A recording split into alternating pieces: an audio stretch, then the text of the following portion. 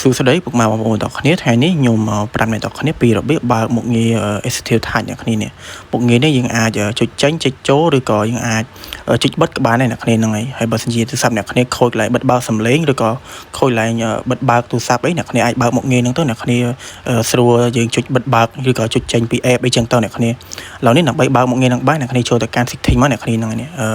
អា Touch ខ្ញុំកំពុងតែចុចអ្នកគ្នាហ្នឹងហើយនេះ Touch មួយហ្នឹងហើយម្ដងហ្នឹងអ្នកគ្នាអូសមកក្រោមតិចមកអ្នកគ្នាចុចaccessibility អ្នកគ្នានឹងឡើងរូបមនុស្សហ្នឹងយើងចុចមកហើយម្ដងហ្នឹងយើងអូសមកក្រោមតិចយើងចុចពាក្យថា touch ឬក៏រូបដៃរបស់យើងហ្នឹងយើងចុចមកម្ដងហ្នឹងអ្នកគ្នាចុចពាក្យថា executive touch ហ្នឹងអ្នកគ្នាហ្នឹងយើងចុចលើហ្នឹងអ្នកគ្នាហើយម្ដងហ្នឹងបើសិនជាអ្នកគ្នាឃើញនៅកន្លែងហ្នឹងបិទអ្នកគ្នាហ្នឹងនេះបើសិនជាឃើញនៅកន្លែងហ្នឹងបិទយើងធ្វើការចុចកន្លែងពាក្យថា executive touch ហ្នឹងមកដើម្បីយើងបើកកន្លែង touch ហ្នឹងអ្នកគ្នាហ្នឹង touch មួយហ្នឹងហ្នឹងហើយពេលអ្នកគ្នាបើកហើយអ្នកគ្នាអាចចុចចេញចូលក៏បានចុចបិទបើកបន្ថយសំឡេងក៏បានដែរអ្នកគ្នាហ្នឹងហើយស្រួលមែនតើហ្នឹងហើយវីដេអូចែកម្លែកខ្ញុំក៏មានតែប៉ុណ្ណឹងផងដែរហ្នឹងហើយអូខេបាយបាយពុកម៉ែបងប្អូនទាំងគ្នាចាំជួបគ្នានៅវីដេអូចំណេះដឹងថ្មីទៀតណាអ្នកគ្នាហើយបើសិនជាអ្នកគ្នាចង់ឲ្យខ្ញុំធ្វើវីដេអូអីអាចខមមិននៅខាងក្រោមបានហ្នឹងហើយអូខេបាយបាយអ្នកទាំងគ្នា